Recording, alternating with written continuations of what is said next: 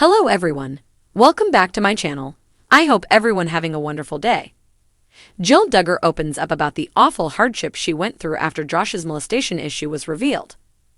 Sisters Jill, Jessa, Duggar, and Joy Anna filed a lawsuit for invasion of privacy against the City of Springdale, police department workers, and other defendants, claiming that publicizing their oldest brother Josh's molestation police report caused emotional distress.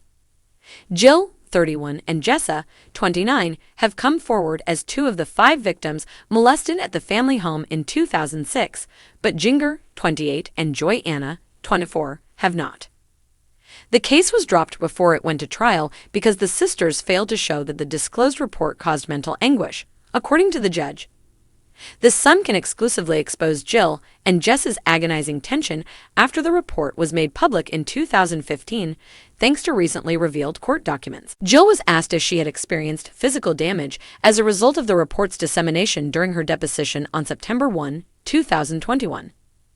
The stress from it all caused me to be so stressed that I almost threw up a couple of times, she explained, and problems like hair loss and stress and stuff like that.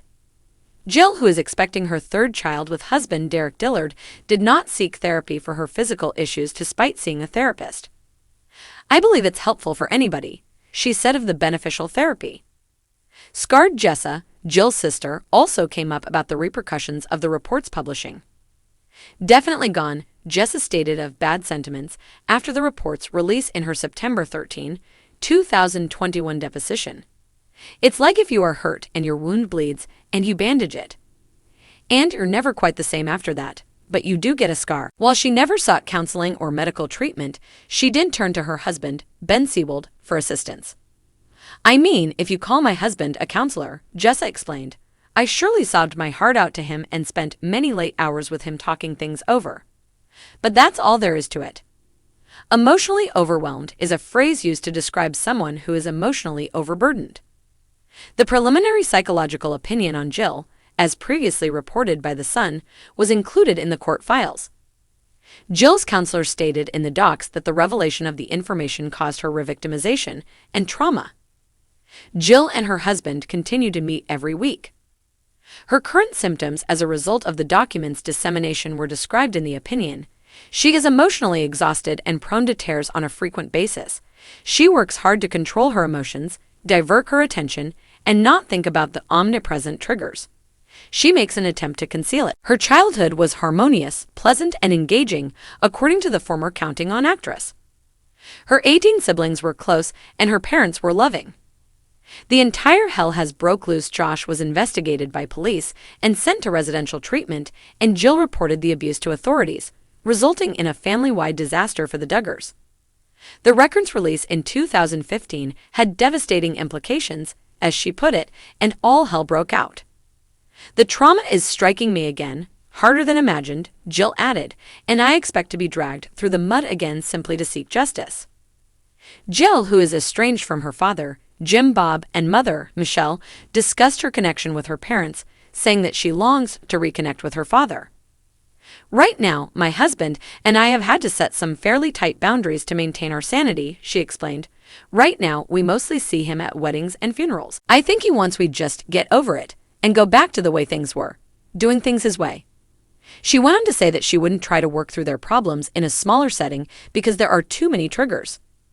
Michelle said her mother is hurting and that she wishes her husband, Jim Bob, would stop his voice sometimes. Despite the fact that she sees her more than Jim Bob, she described it as triggering and awkward. She testified in her deposition on September 1, 2021, that her parents never accompanied her to therapy.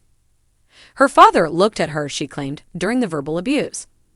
Sentencing of Josh was sentenced for child pornography just weeks before the lawsuit was dismissed. In April 2021, he was apprehended for the crime. Josh was sentenced to 151 months in jail on May 25 by Honorable Judge Timothy L. Brooks. Josh remained stoic as he got his sentence, which includes $50,100 in fines, according to the Sun's court reporter. The judge described Josh's acts as the sickest of the sick as he read his decision to the packed courtroom. After that, he stated to Josh, "You've done some truly heinous things. However, you've done some wonderful things in your life as a whole. What a guy does when no one is looking is the genuine test of his character. I find it frustrating about the lack of accountability, the judge said, referring to Josh's argument that he is innocent. Josh was referred to the Bureau of Prisons Sex Offender Treatment Program by Judge Brooks. Jim Bob told police his kid was taken to a Christian counseling center where he did manual work and got counseling. According to the molestation police complaint, prosecutors sought for a 20-year sentence on the child pornography counts, fearing Josh would not receive adequate rehabilitation and reoffend. Josh is still being held in Arkansas-Washington County Jail while awaiting transfer to federal prison. Stay tuned with Gossip Today. Thank you for your support. Goodbye.